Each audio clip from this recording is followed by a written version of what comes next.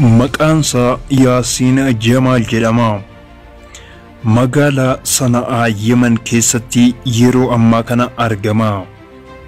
Seenaan Yaasiin Jamaal bara 2009 kan jalqabu yoo ta'u, maatiiwwan Yaasiin Jamaal akka Yaasiin du'etti itti himamee sirna du'aa isaa baasanii sabrii godhanii jiru.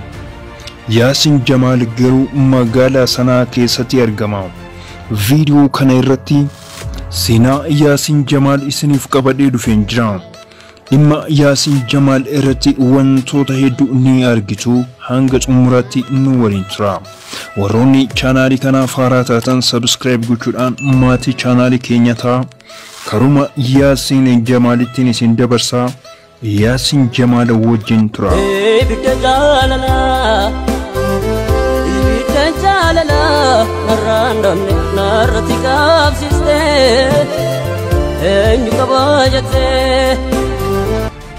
Maqaan kiyya Yaasiin Jamaal jedhama.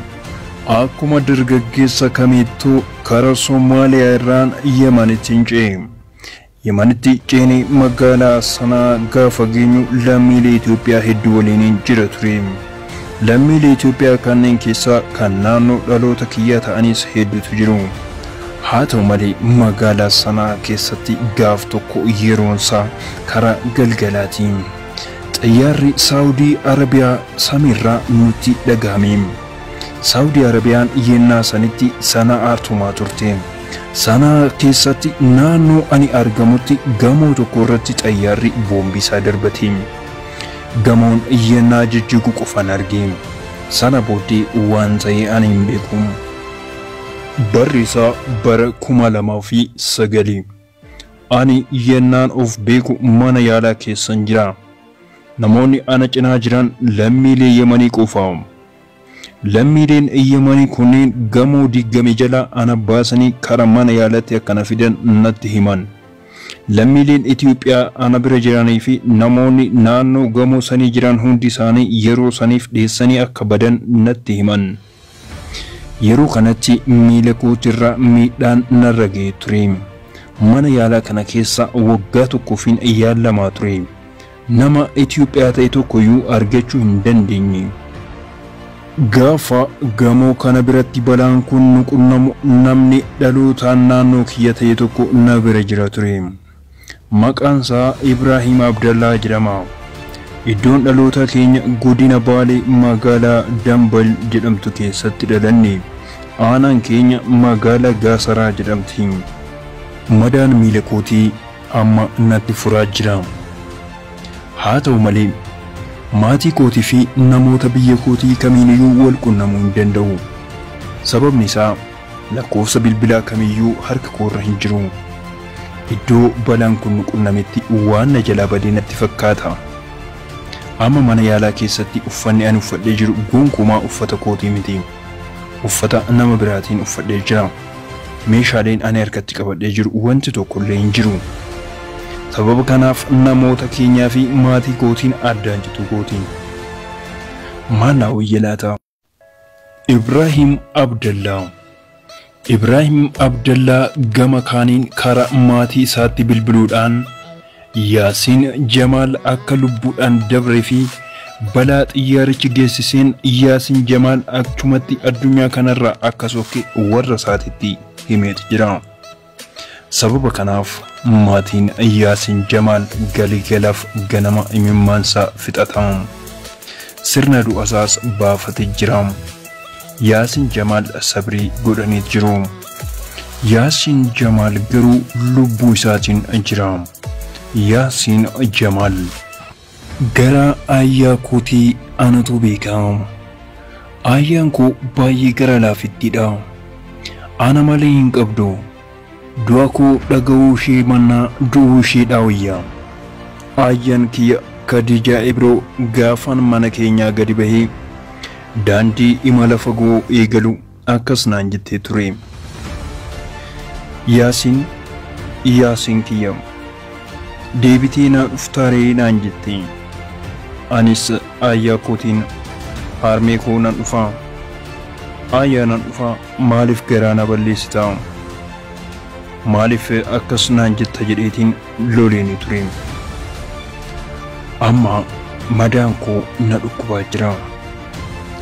Yaalli na barbaachisa. Haa ta'u malee yaala argachuu hin danda'u. Kanaanan beekamu. Lammiilee Itoophiyaa argachuudhaaf carraaqan jira. Yoo na gargaaruu danda'an namoota muraasas nan gaafachaa jira. Haa ta'u malee yeroo kanatti Yemen keessatti rakkoon itti hammaataa jira. Lammiileen Yemeniyyuu rakkachaa jiru.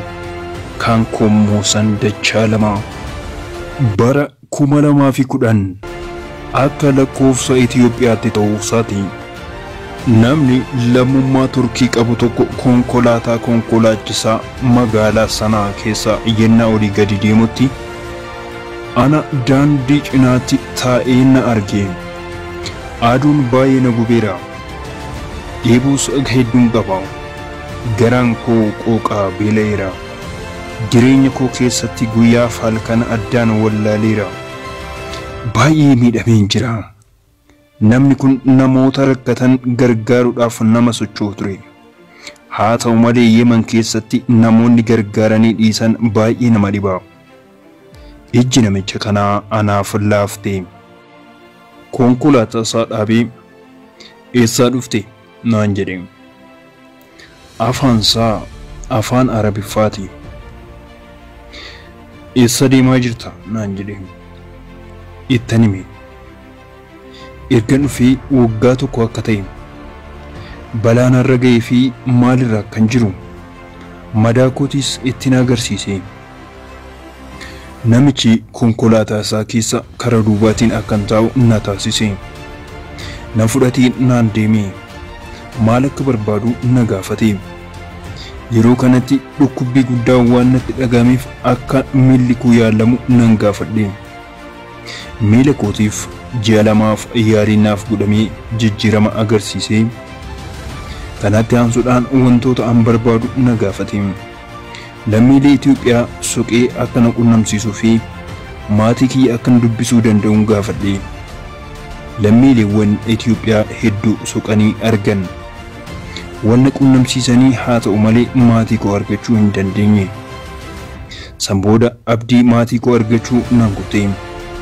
Namichi karaa biyya birootti si fudhannee yoo deemnee yaala olaanaa siif goone fi atis yoo fooyya'umsa agarsiiste jireenya keetiif hojii akka hojjettu yoo siif taasisne ni barbaadda gaafii naan jedhu naaf dhiyeesse. Anis fedhii guddaan qaba. Akka karaa biyya birootti na fudhatanii fi hojjedhee akkan jijjiiramuuf fedhii waan hin qabuufin biyya kootii bahee dhufe. Kanaaf yoo isin kana naaf gootan baay'een itti gammadaan jedheeni. Isaanis ji'oota muraasa booda karaa Turkii na geessan. Turk Istanbul. Magaalaan Turkii Istanbul baay'ee miidhagduudha. Maatiiwwan tokkotti na kenne. Maatiin kun karaa mana yaalaatti na geessee manni yaalaa yeroo muraasa keessatti yaala olaanaa naaf godhe. Miilli koo guutumaan guututti erga fayyee booda maatiiwwan Istanbul keessatti na fudhatan karaa Biraazilitti deemuudhaaf akka qophii qabanii fi yoon ani fedhii qabaadhe Biraazil akka na geessan dubbatan. Amma Itoophiyaarraa miila koo fageeffachuu kooti. Takkan mana keenyaa bahe. Amma fagaadhus jireenya koo waan jijjiiru hojjechuun qaba. Kana Rabbitu haala naa mijeessee natti fakkaata. Galanni kan isaati. Karaa Biraazilitti ji'oota 4 booda na fudhatanii akka lakkoofsa Itoophiyaatti ji'a 8ffaarra geenyeerra. Bara 2010 ta'uu isaati. Biraazil akkuman deemeen hojiin naaf kenname. Hojiinsaa baay'ee namatti tola. Kafaltiin naa kafalamus baay'ee gaariidha. Maatii koo garuu argachuudhaaf hin dandeenye. Maatiin koo maal irra akka jiru dhaga'uudhaaf gurri koo yeroo hundumaa na dhaabbata. Ibrahim Abdallah. Ibrahim Abdallah Facebook irratti laayivii seenee dhimma siyaasaa biyyattii irratti yennaa dubbatu Yaasin Jamaal Facebook irratti akka carraa ta'e arge. Ibrahim Abdallah jechuun Yaasin wajjin iddoon dhaloota isaanii ganda tokko.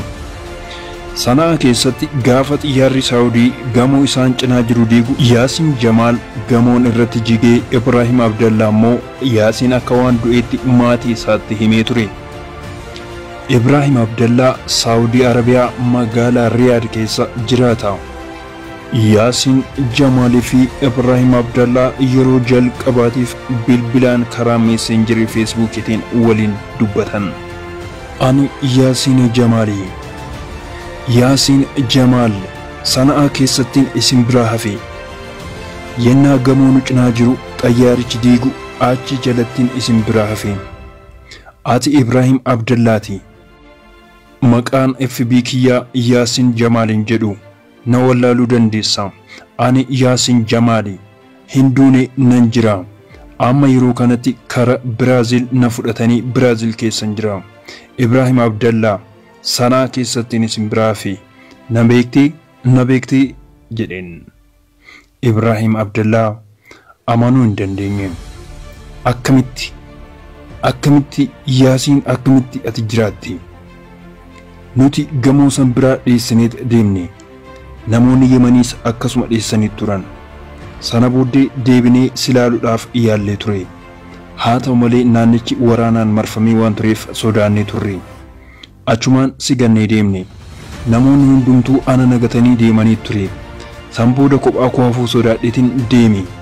Du'a kee garuu dhugumatti anatu maatii keetitti hime. Maatiin kee du'uu kee si beeku. Kana dhageesse jirtaati.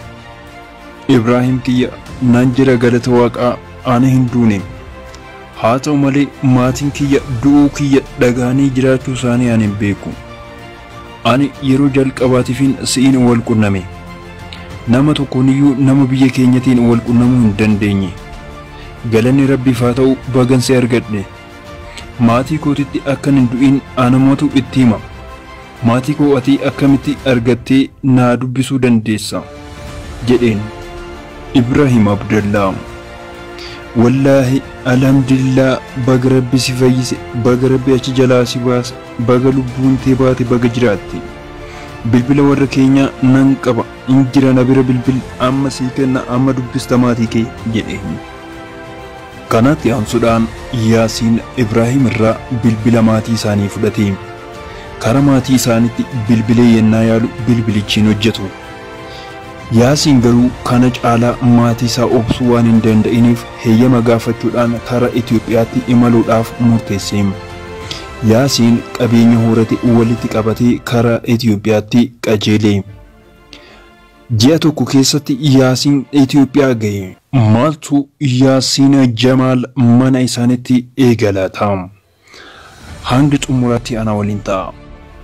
Gaafa Yaasiin Jamaal mana isaanii ga'u abbaan Yaasiin akkas jechuudhaan dubbatanii. Ani Yaasiin naan jettaare. Qabrii banattee naa dhuftaare.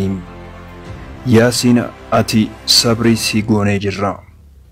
Deemi nurraa. Ati kan Rabbiiti jedhe. Maatiiwwan Yaasiinitti Yaasiin akka lubbuudhaan jiruu fi akka dhufaa jiru namni itti himee hin jiru. Maatiin kun Yaasiin akka du'etti beeka. Kanaaf Yaasiin yeroo tokkotti qaamaan mana isaaniitti yennaa argamu baay'ee rifatan. Haati Yaasiin waan dhukkubsataniif gara mana yaalaatti fudhatamanii jiru. Abbaan Yaasiin akkana jedhaa jiru. Namoonni mana isaaniitti wal ga'anii maatiiwwan kana tasgabbeessaa jiru. Guyyaa lama booda haati Yaasiin mana yaalatii dhufan. Mana kana keessattis tasgabbiin uumamee jira. Gandi hundi akka cidhaatti yaa'ee Yaasiin simate. Namni hundinuu Yaasiin akka waan har'a du'etti bo'a. Imimmaan isaa lolaasee lafarra gangalata firri isaa hundi. Haa ta'u malee imimmaan gammachuuti. Warroonni maatii Yaasiinii fi Yaasiin hanga wal qunnamutti waliin dhiphachaa turtan hundi keessan kunoo Yaasiinii fi maatiin isaanii xumura irratti wal qunnamaniiti jiru. Yaasiinis qabeenya horatee jira. Maatii isaa guutumaan guututti jijjiiruudhaaf humna argateera. Kun hundi hojii waaqaati.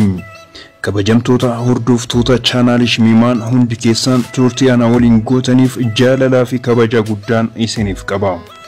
Video kana irratti hojii waaqaa fi bu'aa ce'ii hedduu jireenya keessatti kan nama qunnamu argineerra. Isinis bakkuma jirtanitti Waaqayyo kan maatii Yaasiin gammachiise isin haa gammachiisu. Nageenyi keessan dachaadhaan haa dabalu. Turtii keessaniif baay'ee galatoomaa. Video birootiin kana walitti deebinu ta'a kanaan raawwanneerra. Nagaadhaan naaf jiraadhaa. Bye bye.